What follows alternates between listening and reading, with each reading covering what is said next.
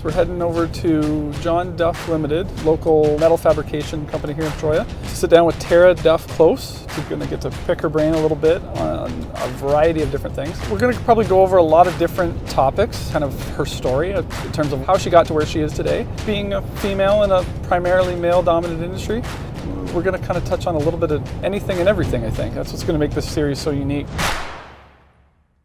On this edition of Storytellers, I'm sitting down with Tara Duff-Cloes, who's the owner of John Duff Ltd here in Petrolia. Tara, thank you very much for taking the time to meet with me today. Pleasure. A couple of questions. So let's start with, what's your story? Tell me the background of the business and kind of how you got to where you are today. Well, John Duff Ltd's 50 years last year, our 50th anniversary. How did I get here? You know, I was born into the Duff family. This is my father's company. He started it in '67, moved here in about '69, and I just always knew I was bent this way. I'm as much masculine as I am feminine. I look like a female, I think like a male. I suppose that's been useful because I've been doing this for 30 years. I was 22 when I started. I was green, to say the least, and it's been a lot of years of cultivating, but here I am, still here. Did you know, kind of obviously growing up or going through school, that this is kind of where you'd end up, or has this kind of been your vision all the way through, or is it just kind of defaulted to that? Or Well, back in my day when I was going to high school, the education system had a lot of tech shop classes in school. So I started in grade 9 doing my mechanical drafting, mechanics of materials. I took automotive. So you knew from an early age that this was in your blood. Yeah, took all of that. So I got a good 4 years foundation, including business classes that you could take in high school. I think you can still do business in high school, but most of those tech classes have gone by the wayside. So, but I did plan from the very beginning. Chickened out when I was probably 21, and I thought maybe I couldn't do this, so I was going to go into marketing and market research. Oh, cool. But I did, in the end, decide to do it. That's awesome. What's the mission of the company, and has it changed over the years, or has it kind of had the same direction? No, we're a custom metal fabricating plant, so it's different every single day. It'd be nice to have a product line, but never really came up with anything like that. So we fill a niche of providing customers with what they can't buy off the shelf, what they can't get in their local store, their local farm implement shop. We're here to customize. Yeah, we're completely custom. Mostly local customers, or kind of all over the map? Well, out London, Wallaceburg, Windsor way, about that far. Okay, yeah, southwestern Ontario sort of thing. Yep. Is there any one thing you can attribute to the success of the company over the years? People. People, relationships. Great relationships, great management staff, great customers. It's a great community. And I also found that being in metal fabricating, the metal industry is a very honorable industry, because I stepped out and tried heating and cooling and realized it's not nearly as honorable as this. Heating and like taking the business in the heating and cooling direction, or yeah, personally? I opened up Duff Heating and Cooling. Really? And had contracts through Union Gas, and it was very short-lived. I got in and I got out unscathed. It was a great lesson. Yeah. I've really never had any lessons where I've been scathed. Yeah, I've always been very fortunate. Yeah. Cool. That's interesting. I didn't know that. I think I found with the heating and cooling that you didn't get control of your contracts. It was handed down to you by, at that time, it was Union Gas handed out contracts, and so they didn't cover. One customer, really. Well, you know, they had all their residential, maybe commercial customers, but they didn't cover travel to anywhere, and you could be driving an hour and a half there and an hour and a half back, and you couldn't control what your employees were doing out in the field, and some employees were not as good representatives of your company. Whereas when they were here on the floor, I could look at the window and I could see what they were doing. Yeah. I have that control. Yeah, exactly. How many employees did you have with the heating and cooling thing? I think there was just 2 at the time. But the equipment that I bought, all brand new equipment, and I sold it for the exact same price that I bought it for. So I just got in, got out, sold the van, and thought, stick with what you know. That might have been one of my earlier lessons. Stick with what you know. Yeah. What's your day-to-day look like? And what do you enjoy most about it? The human relationships, whether it's with my own employees or talking to people on the phone, the customers. or the many various committees that I've been on, marketing committees. Being out in the community and stuff like that. Very, very community oriented. If that's one thing I've learned, it's definitely more so about relationships than it is product or price or anything like that. It's always 100% relationships, both like you said it too, with employees and everything as well. Like that's, again, what kind of how we got to where we are today too is by building strong relationships. I was telling these guys on the way here, it's probably, we've been working together from the start of my business career anyway. You and me? Yeah. Yeah. Since probably 2007. Yeah. Yeah. Oh my God, that just flies. Time flies. Eh? I can't believe that I've been doing this for 30 years or that I'm as old as I am. Yeah. It's been fun. It's nuts, eh? Yeah. So what does a day-to-day look like for you? So Like, come in and turn the coffee pot on. Are you a morning person or a night person? I'm a morning person. Yeah. I'm up early. Yeah. Like I start waking at 5. I tend to exercise or meditate before I leave the house. Yeah.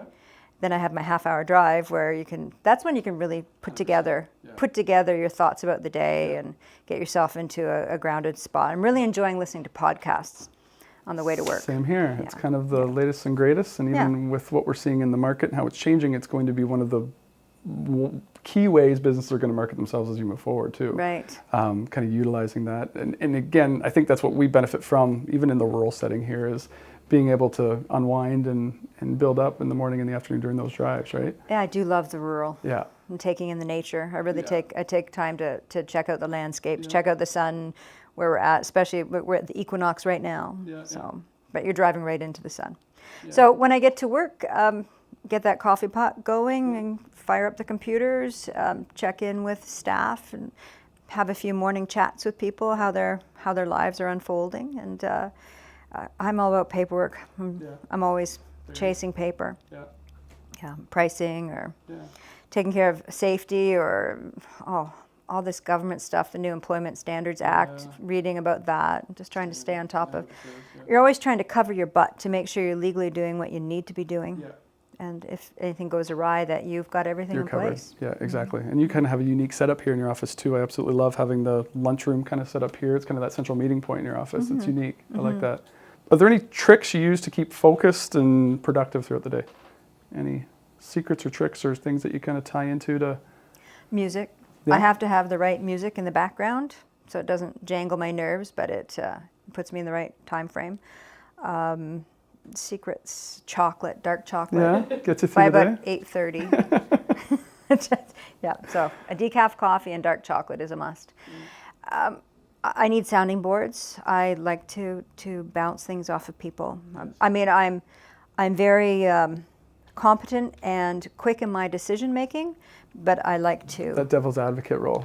Yeah, I just like to bounce things off people. I'm with you 100% there. It's being kind of in that master role there. You got to have that second set of eyes on everything just to make kind of validation, right? But then I'll make the final decision. Exactly. But I want to get a feel. Yeah, yeah. Is there anything that keeps you up at night? So it's feast or famine. Yeah. Whether it's just this business or any business. And you can be just as worried when times are abundant and you are short-staffed or there is insufficient work. That is the biggest burden I think that an owner carries is the. And it's trying. I 100% agree with you there because it's ideal to find some normalcy and some even try to look at market trends and stuff, but it's impossible. It seems like, especially in today's day and age, we try to even kind of balance ourselves between spring's typically busy. Is it going to be busy again this year? Who knows? Let's throw the dice and see what happens. So I totally appreciate where you're coming from there. Yeah. What motivates you? Happiness. I just like being happy, and I like other people being happy. So. When you talk about that, like it kind of transitions into that whole work-life balance, I think is a good. What are your thoughts on that, and how do you kind of manage that? Because I know it sometimes can be that mythical unicorn being the owner of trying to come up with a work-life balance, but what's your kind of insight on that? It's important almost all the time, but sometimes you just can't keep everybody happy, and sometimes you just have to let things go, let people go, or pull them up short. Sometimes I've just had enough. And then as I always say, I'm happy until I'm not, or I'm easy to get along with until I'm not, or you can do whatever you want until I say you can't. Yeah, that's a good one. All of the above. Yeah. Because we're continuously feeling people. We're continuously reading a room. You're reading your customers. You're reading your employees. You're always feeling everything out. And then we have this moment to make a decision how we're going to behave in that moment. And I'm either going to choose to be easy to get along with, or I'm going to not be. Yeah. But, so how do I keep my employees happy? I think people want to be seen and they want to be heard.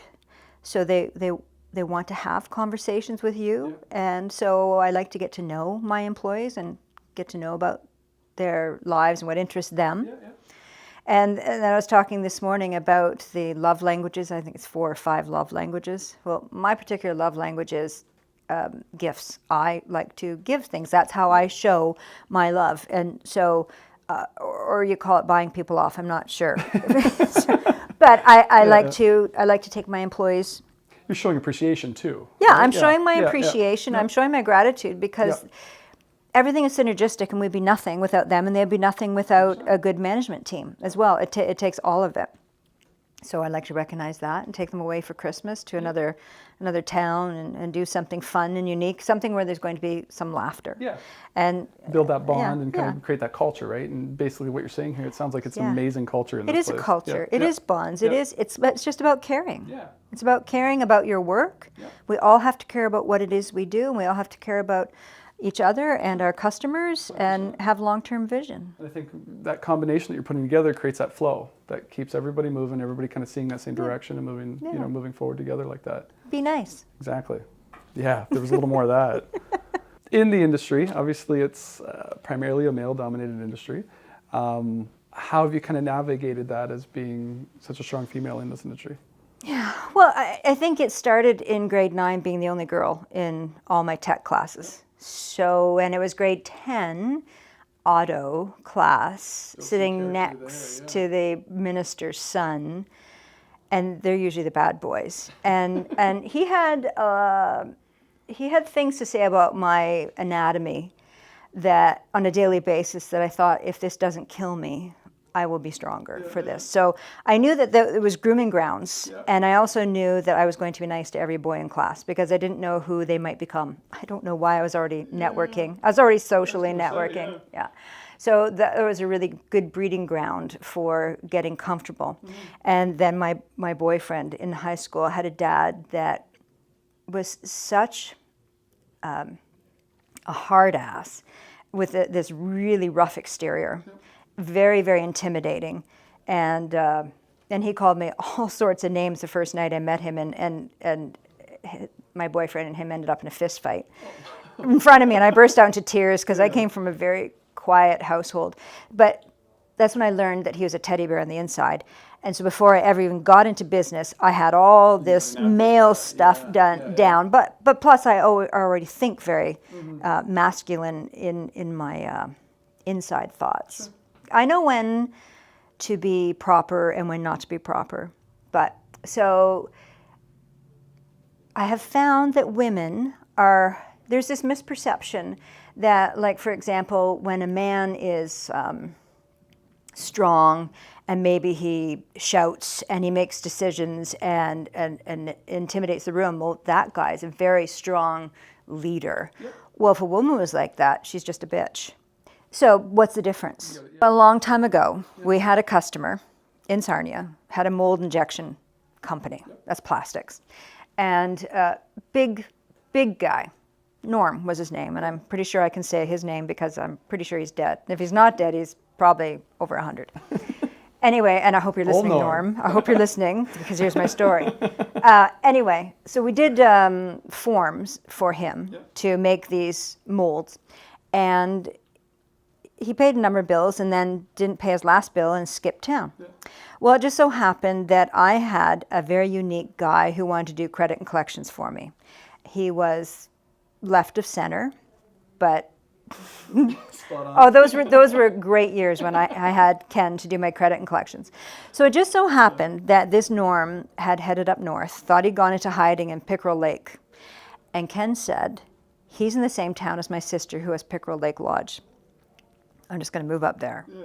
And I'll just harass him until he pays the bill. Yeah. So Ken was of the type where he would call you up and say, I'm calling to represent John Duff Ltd. You have a bill owing, just wondering when we'd get paid. And, you know, they would skirt the issue. Start the polite way and then... And I remember this one particular time as I get all over the map, it was Christmas. And he said, that's no problem. I can be at your place Christmas morning and we can take care of this. And of course they'd pay. So anyway, he went up to Pickerel Lake where Norm was, and he moved into his sister's lodge and harassed the fellow until he eventually decided to pay the bill. So Norm decided to send my father a letter. Dear John, you are a really great guy, really like you, upstanding. But your daughter, she's a barracuda. A barracuda. Why am I a barracuda? Because I thought you should pay your bill. Yeah. I think that you should just be an upstanding human being. If you're going to play this game, then pay your bills. And if you can't pay your bill, just call me and say, I'm on hard times. Can I send you $10 a week? Because that shows honor. Just communicate. Exactly. That's what I always say in situations like that. As long as you keep answering your phone, we don't have a problem. The second you stop answering your phone, that's when we're going to have an issue. Right, because then you've got a secret, or you're trying to pull a fast one. Yeah. But I don't see how that makes me a barracuda because I'm a female. Yeah, but I see what you're saying completely, yeah. Any other kind of off-the-wall stories like that you've seen over the years? Well, most people come in here and think I'm a secretary. And I allow them to think I'm a secretary. I don't have to prove anything about myself. And the older I get, and being a yoga teacher, it's about ego. It's about recognizing when your ego is on fire and keeping your ego in check. Like, why am I behaving this way? And just chill out. How important is hustle? I guess, how do you create the drive and keep moving forward in that? I'm a very busy person. And I think people ask me to be on their committees or to do something because I get it done. If I don't get it done, I'm going to forget to do it. But I think hustle is important, and it absolutely drives me insane if there's other people that can't toe the line. If you say you're going to do something, then just do it. Just show up and do it. That's been one of kind of I call it my secrets to success in terms of what we've done, is if you say you're going to do something, damn well do it. Yeah, and don't take too long to do it. It's that simple, really. Like, make a promise and stick to it, and then keep moving forward, right? Exactly. Yeah. And I see it in the committees that I'm on. People just aren't. They're not delivering. I need you to be on time and do what you say you're going to do. I see that in committees myself, as boards and stuff, is they just don't value the time. The guys that show up 10 minutes late and that sort of thing just drives you bonkers. Whatever you sign up for, show up for it and be your absolute best. You're demonstrating who you are, whatever you do, whether it's on a committee or in your business or in a friendship or, in your hobby. Just 100%. It all be kind of authentic. comes together, exactly. How do you define success? That's a tough one. So a business success? In general, how would you define success in your life? There's a while ago I was asking myself, if I was any wealthier, could I possibly be any happier? Because my life is sweet. My life is good.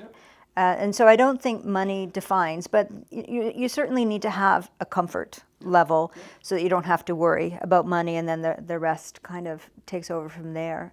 So how do I define comfort, or comfort, how do I define success? Well, in business, first of all, I think having no debt. I only had one loan in my entire career, and I've never had any debt. I have no loans, I have no debt. So that is successful, owning everything that here and not owing anybody for it.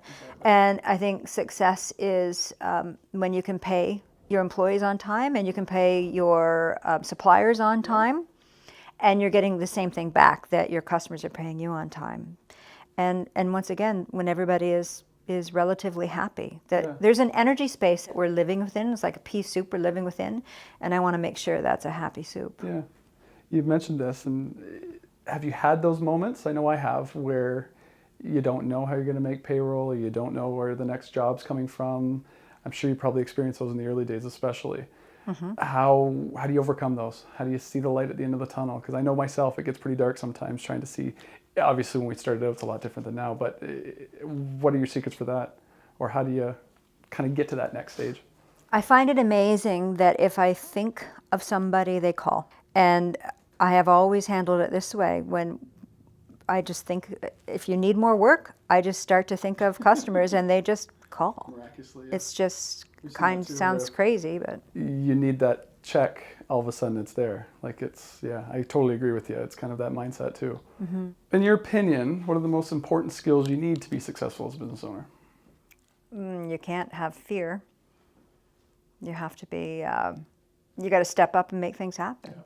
You've got to follow through. Yeah. The only way to learn something is to walk through it. Yeah. Jump. You just can't be fearful, I think is one of the most important key I requirements. agree. Yeah. That risk-taking ability. Yeah. Sometimes you just have to jump in. I remember when I was buying, so I would have been very young, buying really large pieces of equipment. It was like $250,000 at the time. And so I could keep you up at night. yeah, let's just say that was early, maybe mid-90s. And I was really nervous about what the ramifications would be if I spent that kind of money. And I just heard a voice that said, sometimes you just have to jump in with both feet.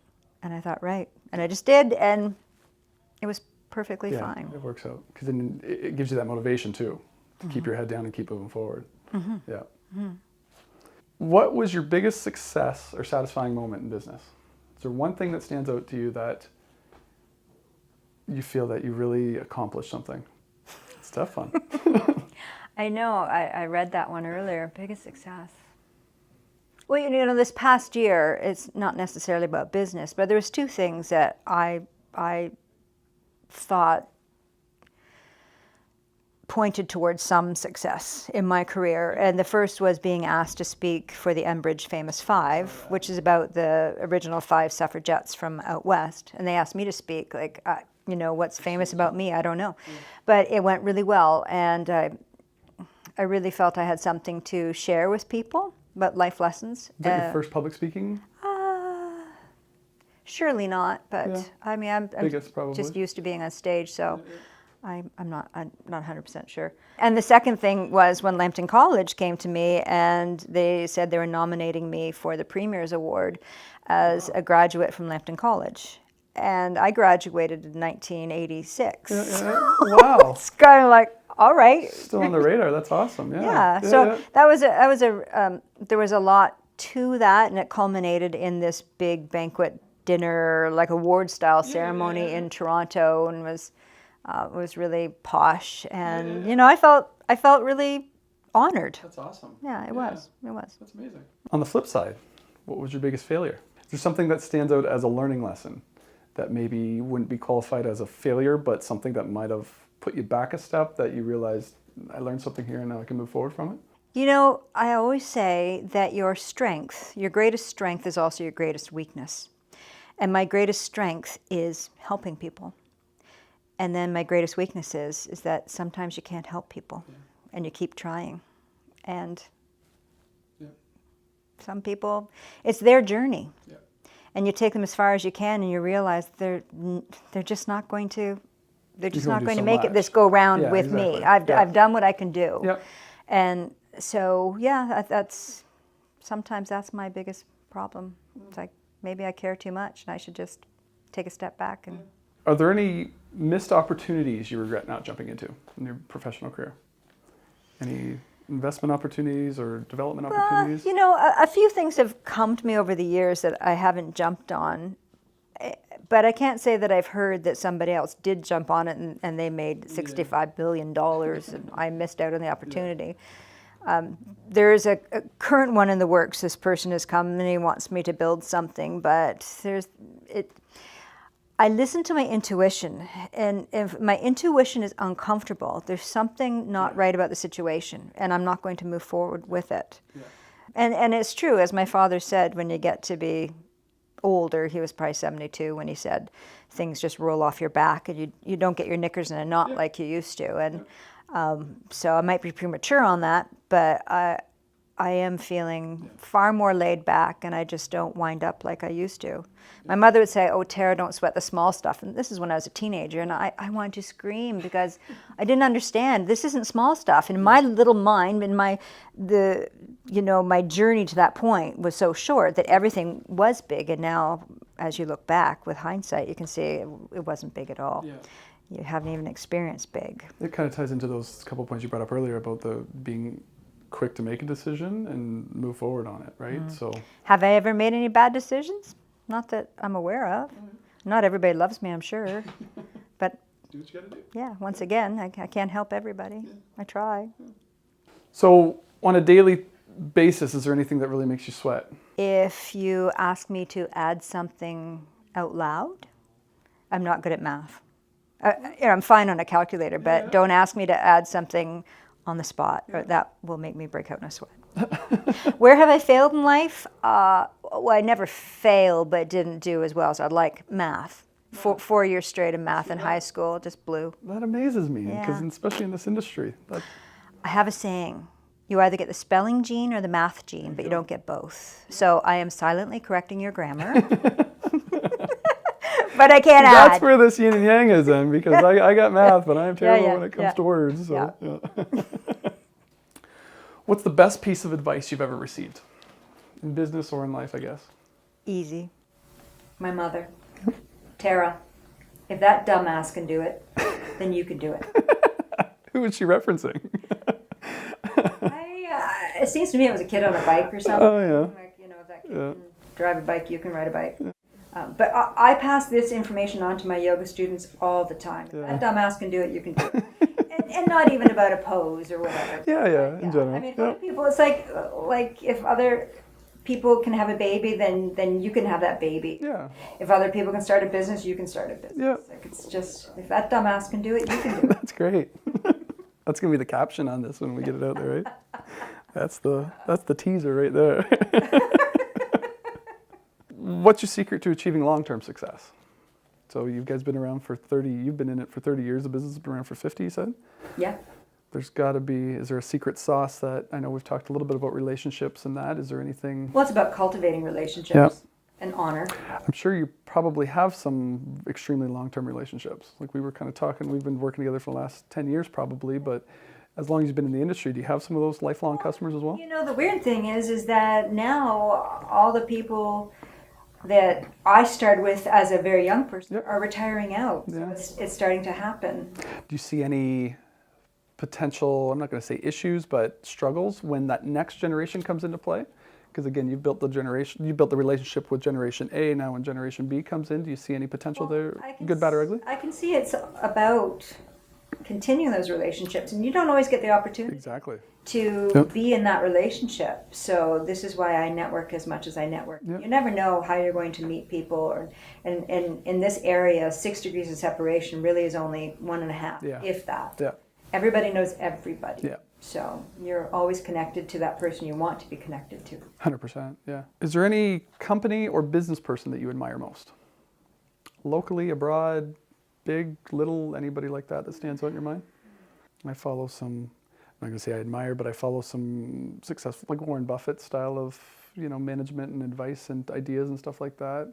On a larger scale, there's a lot of local business people I really admire as well around here. You're one of them actually in terms of the, what you guys have, what you've achieved and what you've done and where you're going. And some of the ones you admire, maybe it'll trick my brain. I was thinking something. Like I say, the Warren Buffetts of the world right now, I'm obsessed with this guy by the name of Gary Vaynerchuk, who's a big social media guru, and I went down to New York and did some training and stuff with him, and it's just that whole new world of social marketing and everything like that. We just see so different ways that we can really help businesses get there. So I'm just been immersed in it in the last 6 months. So kind of what he's achieved in such a small period of time is... Well, your type of business is changing so fast. Changes by the day, yeah. You have to stay on top of it so that you are a guide for people. 100%, yeah. So you have to know what's the newest and the greatest out there. Yeah. Our business stays the same. It doesn't change that much. Yeah. Even the equipment doesn't change that much. But I'm always trying to buy newer and better equipment that produce different things and more efficiently. A really quality job. Yeah. I know we're known for quality work around here. Yeah. And that's not me. Yeah. That's our people. Yeah. We have attention to detail. Fabricators that are good at what they do. Yeah. And you're always trying to cultivate new ones coming up, because this isn't something you learn in school. Metal fabricating you learn on the shop floor. It could more or less be an art too, right? As you get the feel, I find that artists, people that are artistically oriented, do well in this business. Yeah, you have to have a flair. I I'm always listening. I'm always Yeah. learning. Whether I love a buffet of tastes, and I'm never about one thing. And I am a multitasker. And once again, multitasking can be my strong point, and it can be my downfall. I hear It's ya. hard for me to focus. Yeah. Very hard to focus. Yeah. But I listen to so many varied speakers, and I can only have so much of one speaker before I need another speaker. And I'm really into vast conversations about how you attract what you attract into your life. How you think is what you focus upon is what you attract. So whether I really avoid the news like a plague. I found years ago when I was part of a political campaign, and I was the event coordinator, and the newspapers lied about stuff that you were doing. They would, and I realized, oh my God, you can't believe what you read. They have their own agenda. They have their own agenda. Yep.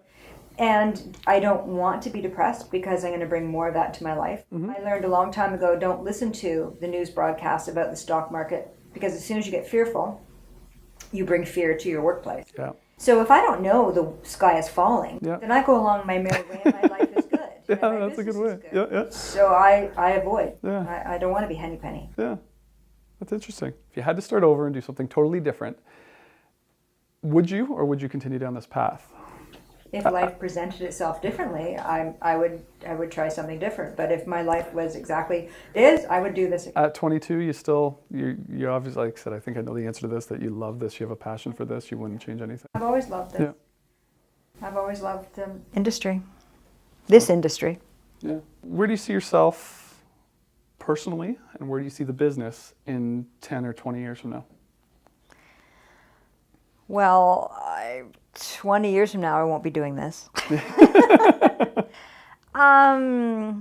I would like to see there is a production line, or that it does segue out into something more than this. But within the next 10 years, the next 5 to 7, I see the business very busy with what's going to be happening in Chemical Valley. And not only the Nova build that's happening, but we've got this big biosphere happening, and that's going to continue to attract more and more bio-bent businesses to the area. So I just see the business getting stronger and bigger, continuing to plod along at its lovely pace that it plods along at. What's one piece of advice you'd give somebody starting out in business today? Network your butt off. You can't meet too many people. Maybe you can be annoying to too many people, but just get on committees. And this is my philosophy. If I'm going to be on the committee, I might as well be the chair. There you go. Run the show. I might as well be the one in charge. And when you're the one in charge, then you get to meet the important people. Yeah. So you might as well be effective. If you're going to spend the time on it, that's a good insight. Yeah. Mm-hmm. So network.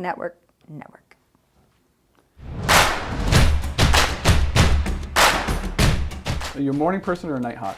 I am a morning person. Do you prefer to read your news on a device or physical paper? I prefer to avoid the news. What's your favorite social media platform that you find yourself spending the most time on? Facebook. Yeah? But you get trapped in it. Rabbit holes. What's your second favorite? I'm over 50, right? There's other social media? City life or country living? Outskirts. Outskirts of the city. There you go. So it feels Best like of I'm in both the worlds. country, but I can get into the city in 5 minutes. Yeah. What's one thing that's on your bucket list? To do or to go? To do anything on your bucket list? I would like to go to Ireland and Scotland and travel about. I'm not very exciting. What's your biggest pet peeve? One. One. Your biggest. Or if you got a couple, that's fine too. This week, it's people that go. It drives me crazy. I can't stand it when people don't put their phone on mute. I don't like to hear the ding. That ding just. In general, or in meetings, or both, or obviously anytime. Meetings? I hate it. What's your favorite food? Chocolate. Dogs or cats? Cats. Clean desk or messy? Messy. This is an added one, but you said that you are an avid listener of podcasts. What's your favorite podcast to listen to? I've been listening to Mind, Body, Green, so anything to do about health. I really dig. Hay House, they just have a different interviewer every single time. You don't know what they're going to be talking about, so that's fun. Awesome. Things you need to know.